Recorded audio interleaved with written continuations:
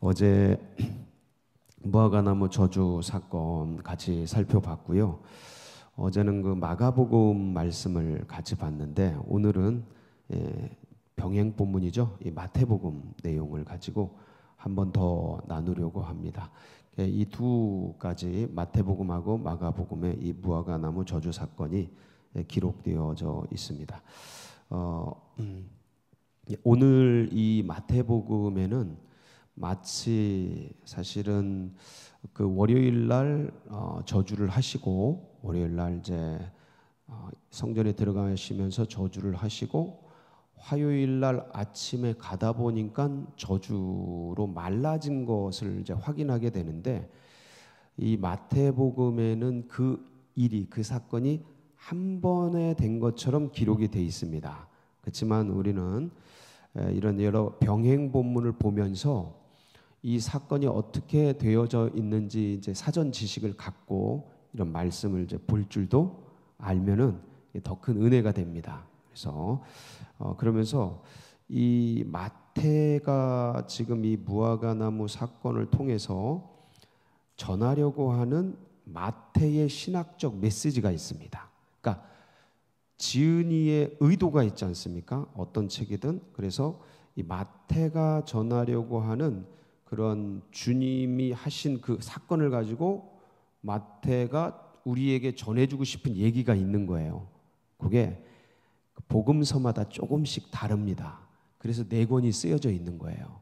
그래서 입체적으로 주님이 하신 사건을 신학 이 마태, 마가, 누가, 요한 이 4사람이 아주 다양하게 보면서 그것들을 예수님의 사건을 왕으로서, 종으로서, 참된 인간으로서, 참된 하나님으로서 쫙 비춰주는 거예요. 그래서 우리가 그것을 총천연색으로 알아듣고 보고 영적 은혜를 받도록. 얼마나 친절해요, 성경이. 그렇죠?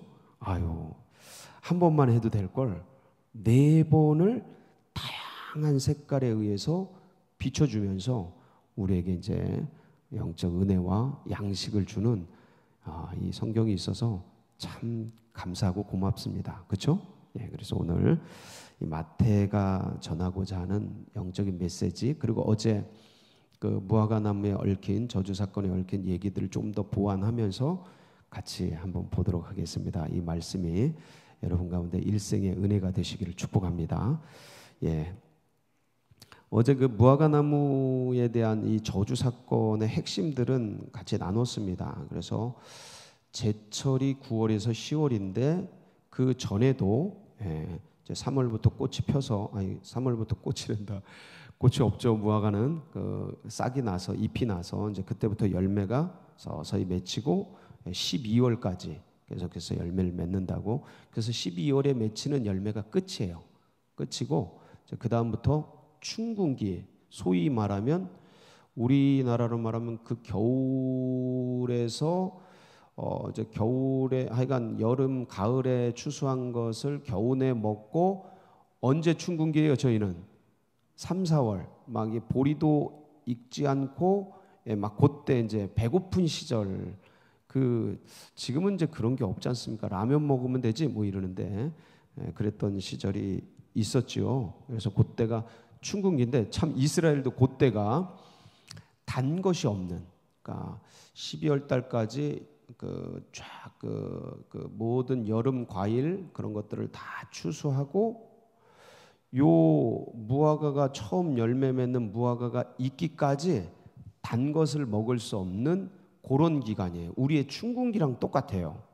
그래서 많은 사람들이 이제 이 무화과가 열매를 맺기를, 가난한 자는 뭐 말할 것도 없고 단 거를 먹고 싶어 하는 사람들이 뭐 우리가 그때 뭐 초콜릿이 있는 것도 아니고 사탕이 있는 것도 아니고, 그래서 뭐 과일을 우리처럼 비닐하우스에 막 재배하고 그런 농법이 있었던 것도 아니고 2000년 전이에요. 2000년 전 항상 환기해야 됩니다. 그래서 요 첫 무화과가 열매를 맺히는 그거를 손꼽아서 기다리는, 구황작물 속에서 이제 감자 캐먹고 목 캐먹고 뭐 하여간 뭐 그런 것들처럼 그 무화과를 이제 기다리는 그런 시즌인데 어쨌든 그것들을 한번 어제 우리가 봤던 것들을 이렇게 쭉 살펴보면 이렇습니다. 그 무화과가 꽃이 없는 열매다 그랬죠. 꽃이 없는 열매. 그래서 저 안에 있는 저 빨간 게 뭐라고요? 꽃이에요. 그래서 안에서 같이 열매화된 겁니다.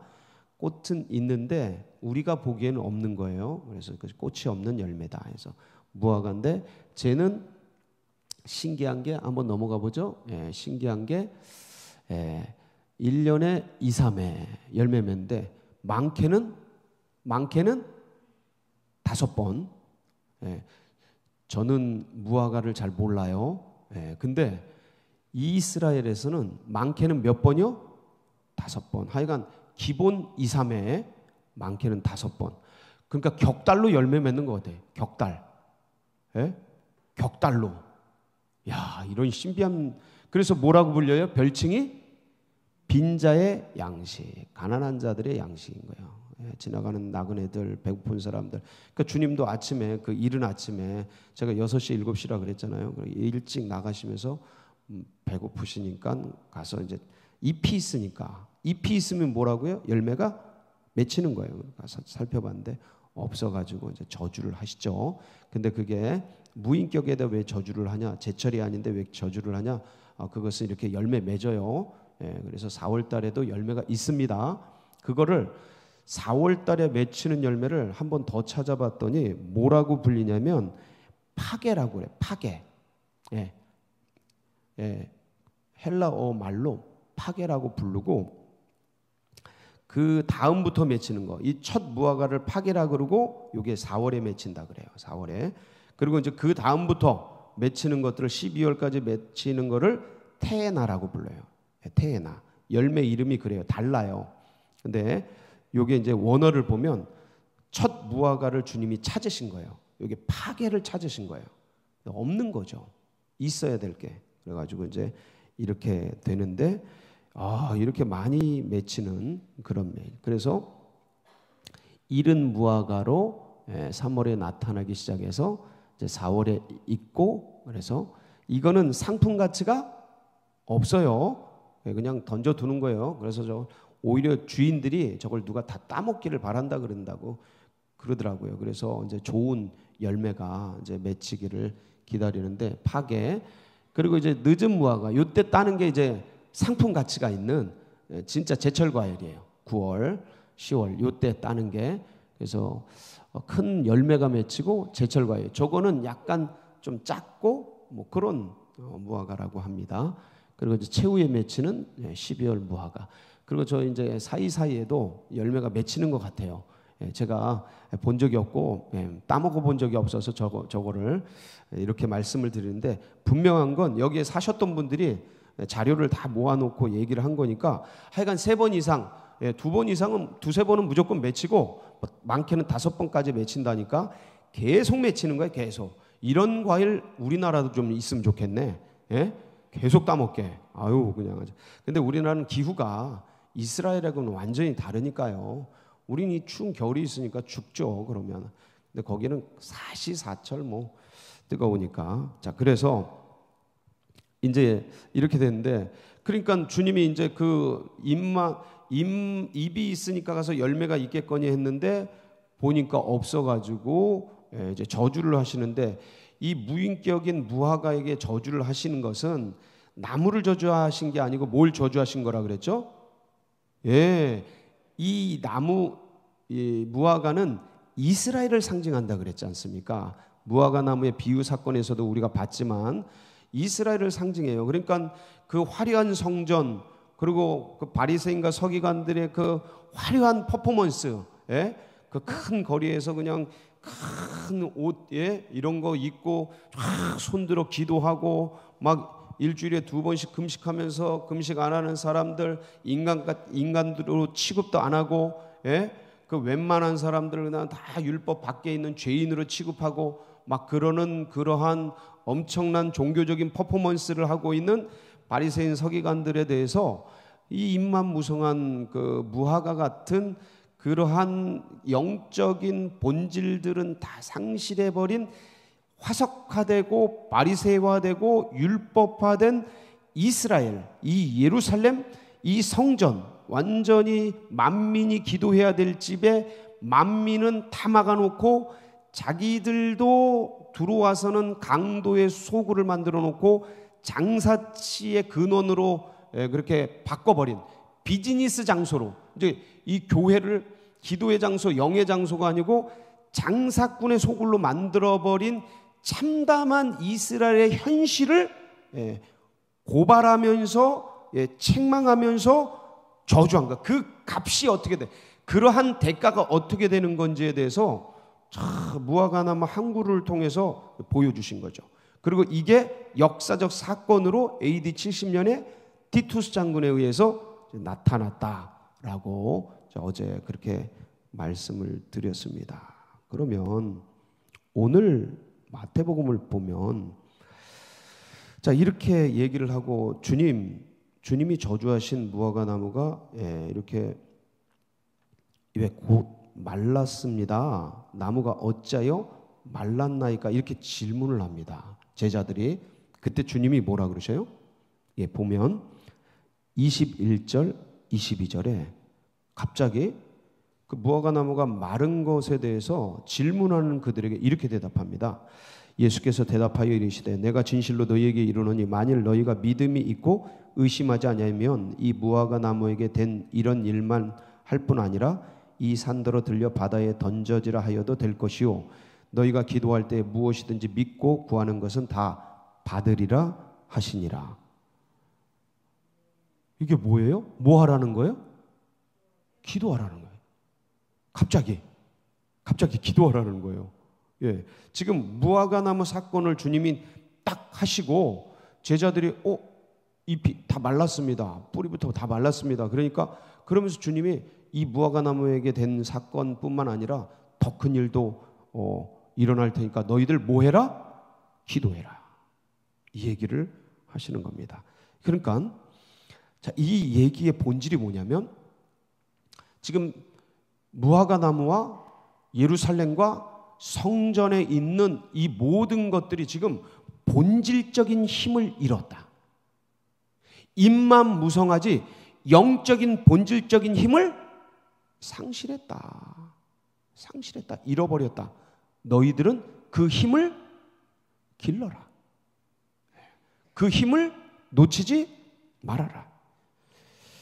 여러분, 이 마태복음 23장 23절에서 28절에 보면 이 바리새인과 서기관들에게 대해서 주님이 지금 무화과 나무에게 저주하듯이 저주하시는 말씀이 나옵니다. 화 있을진저. 기억나십니까? 한번 보실까요? 그러니까 이제 7가지 화를 선포하는데 제가 이제 3가지만 올려놨습니다. 읽으려고. 화 있을진저 외식하는 서기관들과 뭐하는 서기관들이요? 외식, 겉은 화려하고 속은 본질이 없는 이 소리예요. 그러니까 요 맥락 속에서 그래서 바리새인들이여 너희가 박하와 회향과 근체의 11조는 들이되 율법에 대충한 바 정의와 긍휼과 믿음은 버렸도다. 그러나 이것도 행하고 저것도 버리지 말아야 할지니라. 이게 뭐냐면 잠깐만요. 여기 보면 박하와 회향과 근체는 향나는 그런 것들입니다. 작은 식물들이에요. 향나는. 근데 그거 작은 식물들 향료에 모두 드려요? 11조를 드리면서 그거는 챙기면서 진짜 본질인 율법이 진짜 추구하고 있는 의, 정의와 긍휼, 헤세드, 사랑, 자비죠. 믿음은 버렸도다. 그런데 이것도 행하고 저것도 버리지 말아야 한다. 그러면서 맹인된 인도자여 하루살이는 걸러내고 낙타는 삼키도다. 이게 뭐냐면 하루살이 같은 작은 것도 저게 이제 포도주를 담글 때 하루살이가 저게 부정한 곤충입니다. 그래서 부정한 게 음식에 들어가지 못하도록 그래서 부정해질까봐 그거를 채로 다 걸러내는데 포도주를 담글 때 얘네들이 냄새 맡고 단맛 뽑아 먹으려고 모기들이 오고 이런 곤충들이 오는데, 이 곤충들 이런 것들이 율법적으로 이게 부정하다 그래서 저것들은 다 걸러내면서, 낙타도 부정한 음식인데 저것들은 니네가 꿀꺽꿀꺽 다 삼키는구나, 다 먹는구나. 그러니까 이게 말과 행동이 완전히 다른 모습, 그것들을 이제 보여주는 얘기입니다. 그리고 넘어가서 화 있을진저 외식하는 서기관들과 바리새인들이요 잔과 대접의 겉은 깨끗이 하되, 그러니까 겉은 깨끗한데 자, 그 안에는 뭐와 뭐요? 탐욕과 방탕으로 가득하게 하는도다. 예. 눈먼 바리새인들이여, 너는 먼저 안을 깨끗이 하라. 먼저 안을 깨끗이 하라. 그리하면 겉도 깨끗하리라. 화 있을저 외식하는 서기관들과 바리새인들이여, 회칠한 무덤 같으니 겉으로는 아름답게 보이나, 겉에 무덤을 깨끗하게 이렇게 페인트 칠하는 거죠. 그 안에는 죽은 사람의 뼈와 모든 더러운 것이 가득하도다. 예, 이와 같이 너희도 겉으로는 사람에게 옳게 보이되 안으로는 외식과 불법이 가득하도다. 예, 이런 이 외식하는 그런 어떤 바리새인과 서기관들, 그러니까 가치가 전도된 거죠. 본질은 지금 놓치고 있고, 예, 지금 그렇게 신경 안 써도 되는 작은 것에는 온 신경을 쓰는, 예, 이렇게 잎만 무성한 나무처럼 너희 안에 있어야 될 그 본질이 없다라는 거예요. 여기로 말하면, 이 마태로 말하면 주님께서 전하시려고 하는 그 메시지를 마태가 전하는 건 뭐냐면 영적인 능력이 없다라는 거예요. 그게 어디로부터 온다? 기도로부터 온다라는 거죠. 네. 지금 그 얘기 하시는 거예요. 그러니까 이스라엘이 영적인 능력을 상실했다. 성전이 본질적 기능을 상실했다 이거예요. 장사치의 소굴이 됐다. 근데 이게 왜 그러냐? 서기관 바리새인들, 이스라엘 백성들이 뭘 놓쳤다? 본질을 놓쳤다. 율법의 본질을. 율법의 껍데기만 붙들고 있다. 형식만 붙들고 있다. 본질인 그 박하와 회양과 근처에 11조 드리는 그런 그 껍데기는 붙들고 있는데, 그 율법이 추구하는 진짜 의와 신과 인, 예? 정의와 긍휼과 믿음, 이 진짜 있어야 될, 대접 안에 진짜 있어야 될 것들이 없다라는 거예요. 오히려 대접은 깨끗하게 만들어 놓고 속은 더러운 탐욕과 욕심으로 가득 채워버린 이 이스라엘에 대한 신랄한 주님의 비판이에요. 근데 이게 이제 이 마태가 기록한 여기에는 제철, 무화과나무의 철이 아닌지라 이런 얘기는 없습니다. 그렇죠? 근데 이거를 마가복음에서 끌어오면, 자 보세요. 제철이 아닌데도 주님은 무화과나무에게 뭘 찾아요? 열매를 찾습니다. 자, 다시 한번, 이거는 우리에게 제철이 아닌데도, 제때가 아닌데도 뭘 찾는다고요? 우리에게 뭘 찾을 수 있다고요? 열매를 찾을 수 있는 거예요. 우리에게. 그러니까 늘 뭐 해야 되는 거예요? 깨어 준비하라는 거죠. 어느 때 주님이 찾을지 모르니까. 예? 여러분, 축구 선수가요, 국가대표가 12월에 경기가 있어요. 그럼 평소 때 탱탱탱탱 놀다가 12월 달 경기 때 반짝합니까? 아니면 12월 달에 경기가 있더라도 그 주변에 그 12월 들어가서 막 훈련하고 전문적으로 다 하지만 그 전에 1월 달, 2월 달, 3월 달, 4월 달 이때 팽팽팽 놉니까? 아니면 그때도 연마하고 기술을 단련하고 체력을 증강시키고 평소에도 계속 연습합니까? 이거예요. 이거 하라는 거예요. 네, 이거 해라. 너네 지금 때가 어느 때인데, 지금 때가 어느 때인데 그거 다 놓치고 있느냐. 그러니까 주님이 우리에게도 철이 있습니다. 우리가 해야 될 사명이 있고 어떤 일들이 있고 그 때가 있어요. 근데 그때만 주님이 열매를 찾는 게 아니고 항상 어느 때 언제든지 늘 말씀과 기도와 예배, 그래서 우리 안에 있는 것들을 나누고 전하고 항상 때를 얻든지 못 얻든지 늘 주님께 우리의 마음이 올려지고 주님을 향한 사모함이 늘 가슴속에 타오르고 이런 걸 놓치지 말아라는 거예요. 때가 있어요. 근데 그 때가 아니더라도 주님은 늘 찾는 거예요. 근데 주님만 찾는 게 아니고요, 원수 마귀도 우는 사자같이 삼킬 자를 늘 찾습니다. 그러니까 주님을 위해서도 깨어 있어야 하고, 주님을 위해서도 늘 우리가 영적으로 준비하고 영적인 레이더를 돌리고 영적인 긴장, 깨어 있음, 이거죠. 이게 있어야 우리 안에 진짜 행복, 은혜 넘치는 거예요. 이걸 놓는 순간, 레이더를 놓는 순간, 긴장감을 놓는 순간 육으로 가는 거예요. 육으로 누구든 간에, 지위 고와 뭐 신앙생활 몇 년 했는지 그거는 상관. 이 영적인 긴장이라는 게 주님을 향한 사모함, 주님을 향한 목마름, 이걸 놓치는 순간 그냥 바로 육으로 흘러가는 거예요. 상황과 환경에 빠지고 염려, 근심, 걱정, 재리의 염려에 빠지고 일상에 분주한 일상에 끌려가면서 어느덧 나도 모르게 그렇게 몇 달, 몇 년 휙 흘러가가지고 어느 날 딱 서보면 껍데기만 남아있는 나를 보게 되는 비참한 가운데 던져지는 거예요. 구원받은 백성이, 예수 믿는 백성이 그렇게 된다는 거죠. 그게 이러한 말씀을 통해서 깨어 있어라. 그래서 늘 주님이 과일을, 열매를 찾으신다는 이 말씀을 기억하면서 여러분, 오늘도 우리가 정말 주님 앞에서 깨어서 부르짖고 간구하며 나가는 복된 역사 있으시기를 주의 이름으로 축복합니다. 같이 기도하시겠습니다.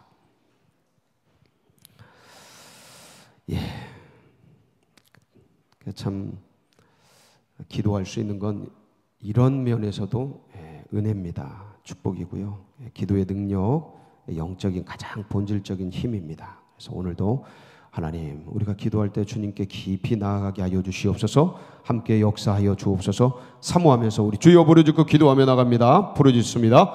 주여, 주여, 주여. 할렐루야, 할렐루야. 주님 감사합니다, 감사합니다.